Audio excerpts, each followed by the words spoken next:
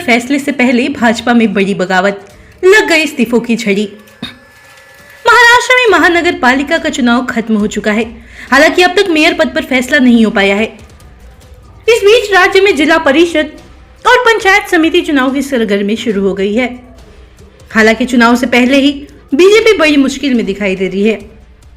जी हां, चुनाव से पहले ही भाजपा में बगावत के सुर उठने लगे हैं और इसी कड़ी में 40 से अधिक पदाधिकारियों ने भाजपा से इस्तीफा दे दिया है, जिससे भाजपा खेमे में हड़कंप मचा हुआ है।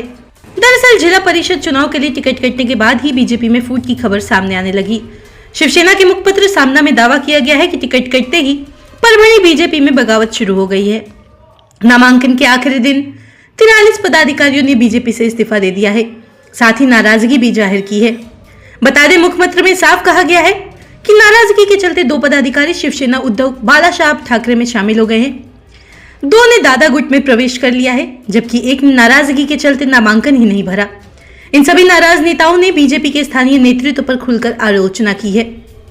बताते चले, सिंधुदुर्ग जिले में बीजेपी के ओरोस मंडल के प्रेसिडेंट आनंद उर्फ भाई सावंत ने भी अपने पद से इस्तीफा दे दिया है।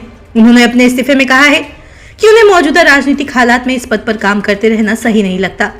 उन्होंने साफ किया है कि उनकी किसी भी नेता से कोई पर्सनल दुश्मनी नहीं है और उनकी मांग यह है कि उनका इस्तीफा तुरंत स्वीकार किया जाए।